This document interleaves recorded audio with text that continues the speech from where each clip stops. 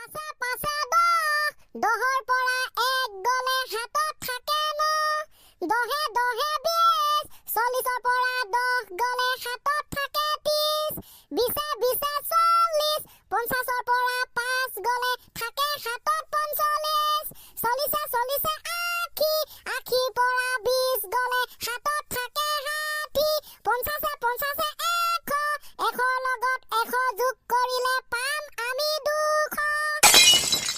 Wow, আজি আৰম্ভণিতে যে পুৰা কবিতা মাৰি দিলি, গান নাহিলে যে। আজি মানে খাতা আপুনি কোৱাৰ দৰে সম্পূৰ্ণ বেলেগতকৈ বেলেগকে পৃথক। মানে গাইছ আপোনালোকে গম পায় এতিয়া চলি আছে 2023 চন।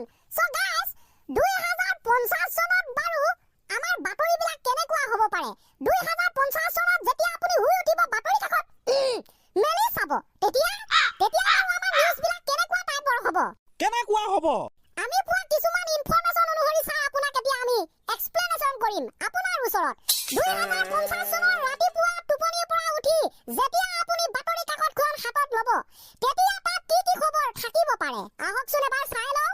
প্ৰথম বাতৰি, প্ৰত্যেক বন কৰা ল'ৰা ছোৱালীক এটাকৈ এপাৰ্টমেণ্ট আৰু এটাকৈ BMW গাড়ী দিয়াৰ দাবীত অহাকালিলৈ গোটেই ৰাজ্যজুৰি 100 ঘণ্টীয়া বন্ধৰ ঘোষণা কৰা হৈছে।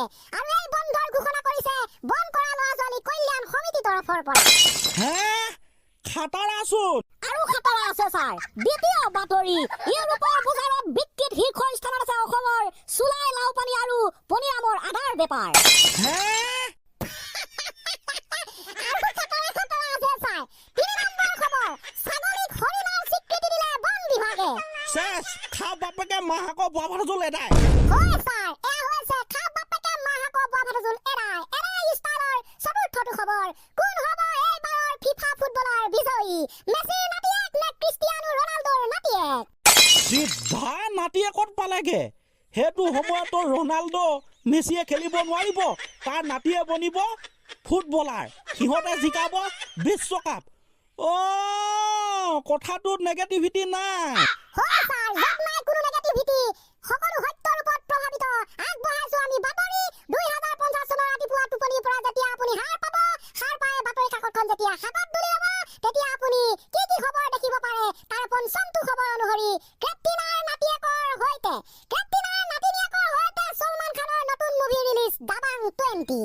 বিদ্ৰোহ বাতৰিকেইটা জাষ্ট মনোৰঞ্জনৰ বাবে বনোৱা হৈছে, কোনেও যাতে আমাক ভুল বুজি নলয়। হে, খবৰ 2050 চনৰ খবৰ বাতৰিবিলাক কেনেকুৱা হ'ব? এই লাষ্টৰ যে কেটৰিনা নাতিয়েকৰ এই টেকা নাতিনীয়েকৰ কথা কলি, তাত অলপ মানে মই এডজাষ্টমেণ্ট কৰিব বিচাৰিছো। কেনেকে ছাৰ?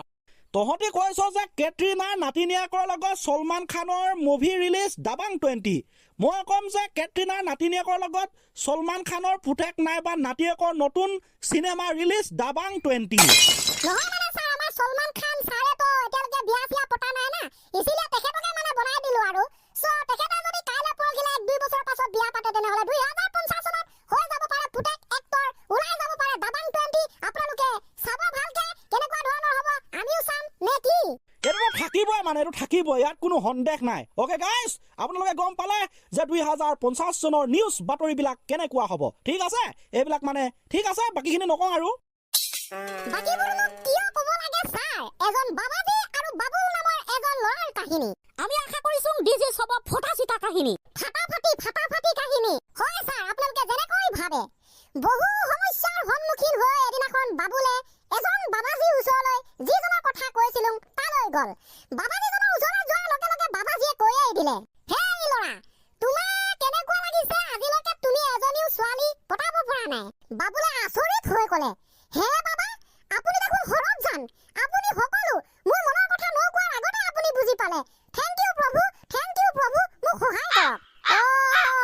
হয়, অৰ পাছত য়েছ ব্ৰ', অৰ পাছত বাবাজীয়ে পুনৰ ক'লে, চিন্তা নকৰিবা তুমি হয়তো বিচৰা যে ছোৱালীবিলাক নাইবা যিকোনো মানুহে নহওক কিয় তোমাৰ কাষলৈ আহক, তোমাক অকণমান ৰেচপেক্ট কৰক, তোমাৰ লগত কথা পাতক, নহয়নে?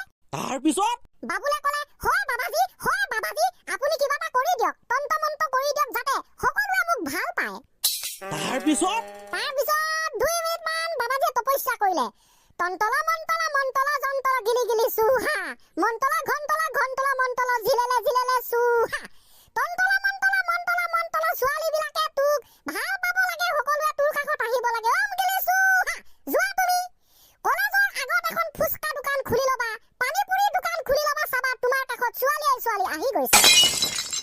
হে হয় ছাৰ বুজাই বুজিছে খাব লাগে মাহেকৰ বাবাজু লগে লগে বাবুলে তাৰ ওচৰৰ পৰা 2 ছেকেণ্ডৰ ভিতৰত গায়ব এনেকুৱা বুদ্ধি হেতুচোন ময়ো জানো বাবাজিয়ে চাগে মাকা উস্তিলা উৰাই ঘূৰাই হাঁহিলে তামান হাঁহিলে ছাৰ ওকে ছাৰ সবে যদি কৌতুকে কৈ আছে কাহিনীয়ে কৈ আছে মই বাৰু কিয় নকওঁ মোৰ ফালৰ পৰা এটা হৈ যাক নে কি বাৰু this is possible possible is not impossible আৰম্ভ কৰ সময় হৈছে গতিশীল চাৰি কাৰো বাবে ৰৈ নাথাকে যেনেকৈ স্কুলত ক্লাছ হয় ঠিক সেইদৰে ক্লাছত স্কুল নহয় ছাত্ৰ ছাত্ৰীবিলাকে পঢ়ে মানে কথা মতে কাম মতে কথা ভূগোলৰ এটা ক্লাছ এদিনাখন এখন স্কুলত হয় ছাৰ সমহীয়া পৰীক্ষাৰ কথা ভূগোলৰ প্ৰশ্ন আহিছে এটা পৃথিৱীত প্ৰথম কেতিয়া জীৱৰ সৃষ্টি হৈছিল এজন ছাত্ৰই লিখিলে সেই কথা একমাত্ৰ ভগৱান প্ৰভুৱেহে জানে তাৰপিছত পৰীক্ষা চৰীক্ষা খতম বহি ঘূৰাইছে বহি ঘূৰাওঁতে সেই প্ৰশ্নটো চাওঁতে শিক্ষকে কি মন্তব্য কৰিলে সেই মন্তব্যটো হৈ পৰিছে এতিয়া লক্ষণীয় তাৰ মানে আপোনালোকে হয়তো ভাবিছে কি লক্ষণীয় কেনেকুৱা মন্তব্য হয় বন্ধুসকল মই আছো আপোনালোকৰ সৈতে সকলো কথা বতৰা ভাগ বতৰা কৰিবৰ কাৰণে গাইজ এয়া হৈছে এমেজিং এয়া হৈছে অপৰিকল্পনীয় এটা মন্তব্য বহিখনত উত্তৰ লিখিছিলে সেই কথা কেৱল ভগৱানেহে জানে ছাত্ৰজনে ওকে ছাৰ তাৰপিছতে পৰীক্ষা বহি চাওঁতে শিক্ষকে শূন্য এটা দি মন্তব্য লিখিলে তেনেহ'লে সম্পূৰ্ণ নম্বৰ মই ভগৱানকে দিলো ওকে খা খা বাপেকে মাহাক ভাত জোল খালে মানে খাব লাগিব কি প্ৰশ্ন কি উত্তৰ নেজানে কোনেও